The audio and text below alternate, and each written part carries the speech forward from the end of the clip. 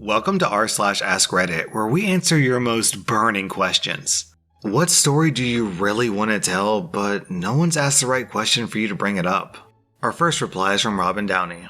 Once when I lived in Japan, I was riding my bike across a rice field at 6 a.m. The sun was coming up, and there was no one anywhere, which is so rare in Japan. Just me on a dirt road between rice field for miles and miles, and the sound of my bike. Then, I heard a saxophone. As I kept riding, eventually I saw a man sitting on a stool practicing his saxophone, just on the road between the rice fields. He nodded hello to me without breaking play at all. One of the most magical moments of my life. Then Aretharu replies, "Dude, you were in a Studio Ghibli film."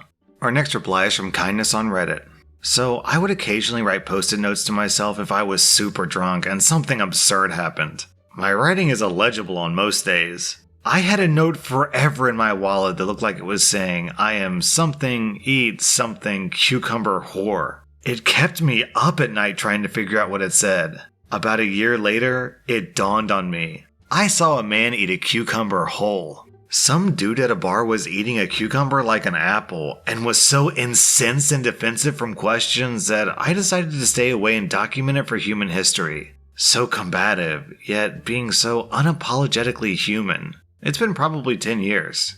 Our next reply is from the Bumbling Bee. My great-grandfather lived in Kansas when the Dust Bowl hit the US. He and his wife lived in a really small town and he owned the grocery store. After he passed away, my family was going through the stuff in his house and found a box of letters he had hidden from everyone. Every letter was a thank you from different families he helped during the Dust Bowl. People would be running from the Dust Bowl and pass through his town. He would give them free food to last them until they reached their destinations. Many of the letters thanked him for saving their lives and stuff like that. He took the secret to his grave, literally. Not even his wife knew. I've heard mention that maybe she wouldn't have been quite as pleased, but I don't know about that. I just think that's super cool and I'm very proud of him. Our next reply is from Noodle Nugget. In the early 60s, my dad had a nervous breakdown due to severe abuse as a child while in Army basic training. He went to a mental hospital and was released to his family when he was deemed well. After a while, he started hearing voices and was readmitted to another mental hospital. Around the same time, my mother, who had recently gotten divorced from her first husband, lost her mother and she tried to commit suicide. She was admitted to that same mental hospital. They got married in 1965. Our next reply is from Sweet Dingus. When me and my slightly older cousins were kids, they tried to convince me of falsehoods all the time. I was, and still kind of am, extremely gullible. I fell for, "Hey, gullible is written on the ceiling," more than once. One day, when I was around 11, the older of my cousins was talking about how he was joining a lacrosse team. I had no idea what that was, so I asked him. He explained the rules and the tools of the game, and I was certain that he was lying to me, that it was another prank. There was no effing way that people ran around with small baskets on sticks, throwing and catching hard balls. That's insanity. So I smirked and said, "Sure," and went on my way. For the next several years, whenever someone mentioned lacrosse, I'd snicker, thinking I was privy to a joke. When I was around 17, a friend of mine mentioned that she was going to a lacrosse game. I laughed and said, kind of annoyed, "Yeah, I know the joke, you can drop it. Lacrosse isn't real." She was so confused and looked at me like I was crazy. She insisted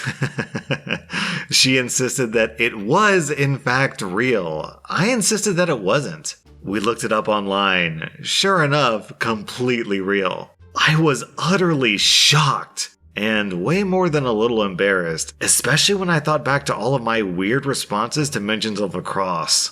Ugh. So, you know those moments when you're trying to fall asleep and that random memory of something completely embarrassing pops into your head and you just cringe at yourself? Well, we all know what this guy thinks about when he's trying to fall asleep. Our next reply is from Zadum. I was walking home from a school event late at night. I'm a girl, and I didn't want to walk home alone at night because, well, I'm a girl. But I was too shy to bum a ride from someone. When walking to and from school, I always took a shortcut through a copse of trees, which shaved off about 5 minutes of walking time. As I was walking, I saw what looked like a person walking out of the trees. I stopped. They stopped. I took a step forward. So did they. I stepped to the right, they stepped to the right. I was already scared, but now I was terrified. So I started yelling at the person. "Hey, I can see you. What do you want? Don't screw with me, butthole." No response. I took another step forward, and the other person did too. And then I realized I was being backlit by a street lamp, and I had been posturing and screaming at my own shadow. Our next Askreddit question is, fast food workers of Reddit, what is your, "Sir, this is a Wendy's" moment? Our first reply is from Displaced Yankee. I was a shift manager at a McDonald's in the very middle of a mall. A guy walks up to the counter with several McDonald's bags of food. He says, "My wife came through your drive-thru and you messed up the order." "Are you sure she came through our drive-thru?" "Yeah, she told me she came through the drive-thru, and when she got home, she realized the order was wrong. Y'all need to give us our money back and give us the right food." I stand there confused while looking around the mall. Did she drive through Sears or JCPenney to get here? The guy looks around and finally realizes that he's in the middle of a mall. He grabs the bags and huffs away. That was the single greatest amount of human stupidity I had ever experienced, until I joined Reddit. And down beneath this response, we have an interesting comment from El Padrino Fred. This guy is an idiot, but he knew exactly what he was doing. Get the money back, get the right food, then go to another McDonald's and do the same thing. Hit 3 stores, and it's an easy $30. And at the end, he gets a free meal. So basically, this guy's scam was clever, but he was too stupid to realize that the scam would completely fail with OP. Our next reply is from Max Crab. I work at Panera. A guest calls in from the car, and I hear several people in the background, all giving orders for pickup. The first order is something simple, the next order is an item that we don't carry, a salmon dish of some kind. I know there are some regional Paneras that have or have had salmon, but we're not one of them. So I let them know, "Hey, I'm sorry, but we don't carry salmon. Maybe..." And the person on the other end of the phone cuts me off and starts getting really aggressive. "Yes, you do! You do!" they scream. "But I don't. We don't." So then I'm like, "Hey, maybe you're thinking of another chain. We're very similar too." And I start to list off some other places, and they cut me off again screaming, "I know you have effing salmon! What the F? I ate it just the other day." And at this point, I'm just being honest with them and say, "Hey man, I don't really need this attitude. We don't have salmon. I can't make the dish for you. You have us confused with someone else." There's a long silence, and finally someone other than the person who's been yelling says, "Wait, this isn't..." And then she says the name of some other place that totally isn't Panera. I say, "No." And then everyone in the car starts yelling at each other, and I hang up. Customer service is the worst. And beneath that, we have a similar Panera story from Lua Estrella. I recently went to a Panera Bread and overheard the employees talking about a customer's order. In the notes it said, "Chicken noodle soup, no broth, please." I'm still messed up over this. What on earth is chicken noodle soup with no broth? Just wet noodles with chunks of chicken? Blah. Our next reply is from Do We Want to Go There? First of all, F you OP for making me relive this. Now, working at McDonald's, every single day at the same time at 4 p.m., this old guy would come in and order his food. Most people knew that he wanted a special order, overcook the bejesus out of the patty. We started that up right when he walked in. Anyway, that's not the problem. The problem is this dude was forgetful as all hell and would demand a ceramic plate to eat on every time. So that's when we would explain it to him. "Dude, this is a McDonald's. We don't have plates." And usually he'd be like, "Oh, right." But sometimes he would just rant about how we should have plates. I saw him absolutely flip the F out because a girl stepped outside the break room with a plate of food she brought from home. "I knew you bastards had plates." And we could never convince him otherwise after that day. Our next reply is from Cadbury Ovaltine Deddy. This dude came to the drive-thru. I open the window. "Sir, how can I help you?" "I'm out of checks," he replies calmly. "I'm not sure I follow you," I say. "I'm out of checks," he says again, more impatiently. "Right, I heard you, but I don't know what you want me to do about it. You can pay with cash or card too." The dude gives me a weird look, then says, "Oh, this isn't the bank," and peels out from the window. I'm a pharmacist. Our next reply is from Amped Vodka. It wasn't me involved, but I witnessed it. I worked at Burger King when I was a teenager. were short-staffed one day, and the girl in the drive-thru was on break, so our manager stepped in to cover her. He was pretty old and didn't have the best hearing, so most customers were pulling around to the window to talk to him as he was struggling to hear through the headset. Anyway, this one guy rolls up to the window and shouts, "I want a large Big Mac meal and a Coke, please. Is that so dang hard?" My manager very calmly says, "My apologies, sir. That won't be difficult." He leans out of the window and points down the road. "There's a McDonald's about 3 miles in that direction. They'll be happy to help. Have a nice day, sir." Then he just closes the window and walks around the corner out of sight. I laughed so hard.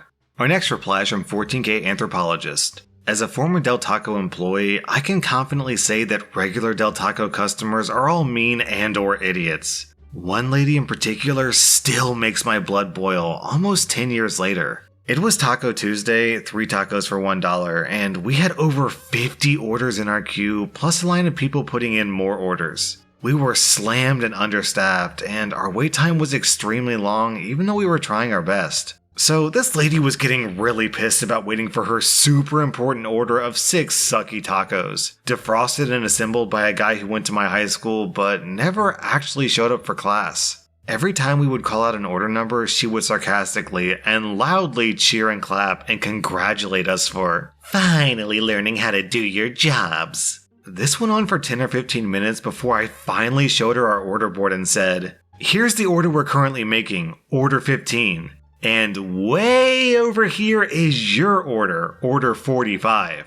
Realizing how many orders were ahead of her finally prompted her to leave with no tacos, so that we could continue fulfilling orders under the silent, watchful gaze of our other 30 angry customers. I hated working there. Then, one day, I showed up for my regularly scheduled shift to find a notice on the door that said, "Sorry, this location's closed." So anyway, I hate Del Taco. Our next reply is from Yoda Jerp. I used to work at Target and they hired a new girl who had previously worked at Walmart to work the fitting rooms, and by default, the intercom system. A few days after she started, she was about to make an announcement This one's good. A few days after she started, she was about to make an announcement over the intercom, and I guess habit took over because she started the announcement with, "Attention Walmart shoppers." She realized her mistake and made a good recovery with, "You're in the wrong store." The funny thing is, that's exactly the type of thing where this girl probably felt super embarrassed by it, but I bet everyone else was just amused by it, except for maybe her boss. Our next reply is from Universe Bear. I worked at a small roadside produce place. My boss had a few different stalls, so I was often left to run the stall myself. I remember this lady walked up. "Do you have any tomatoes?" "Sorry, we don't." "But the place down the street has them." "Then go there." Our next reply is from the Insane Potato. This happened at an actual Wendy's. It's a bit long, but trust me, it's worth the read. I once had a woman come to the drive-thru and try to order mac and cheese. I politely informed her that we didn't have that. She insisted we did. I told her we definitely didn't. She got angry and yelled that yes, we did. I told her, "Ma'am, I've been working here for 3 years. We've never had macaroni and cheese. It's not something we serve. Would you like to order something else?" She says, "Yes, you effing do. I can see it on the menu board. It's right there in front of me on the menu." I tell her I'm really not sure what she's looking at, but we don't have mac and cheese, and if it really does say mac and cheese on our menu board, then that means someone's vandalized it. She says, "No, it definitely is part of the menu board, and it is real, and we do have it. And she isn't leaving until she gets her mac and cheese." Cue literally 10 minutes of this back and forth, all while she's holding up the drive-thru line. I finally got the manager to come over and deal with this after asking him for the 15th time, because they don't pay me nearly enough to deal with people like this for that long.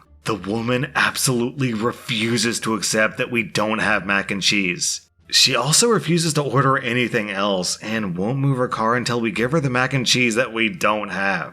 We have a line of cars wrapped around the building now, and everyone's pissed. It's been half an hour and the line's not moved. The manager tells her that if she doesn't leave, he's gonna have to call the cops. She screams that she can't understand why we're doing this, and why we won't just serve her mac and cheese when she can clearly see it on our menu board right in front of her. So we do have it, and why are we lying to her? My curiosity and exasperation finally got the better of me, so against my better judgment, I exit the building and walk along the outside to the drive-thru order screen where the woman's car is. I tell her to please show me on the menu where it says the words macaroni and cheese anywhere. She points and confidently says, "Right there," with all the conviction of someone who is absolutely sure that they just proved some big dumb idiot wrong and that they'll be hailed as a hero. I look where she's pointing. I see it.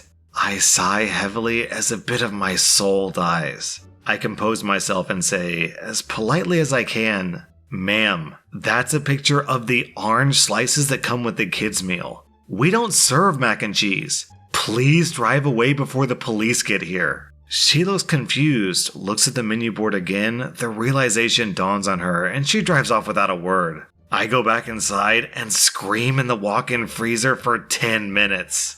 OP provided a picture of the oranges, and for those of you who are listening but not watching, they look like a bowl of oranges, not like a bowl of macaroni and cheese. That was rSlash and if you like this content, then check out my Patreon where I publish extra episodes. Also hit that subscribe button because I put out new Reddit videos every single day.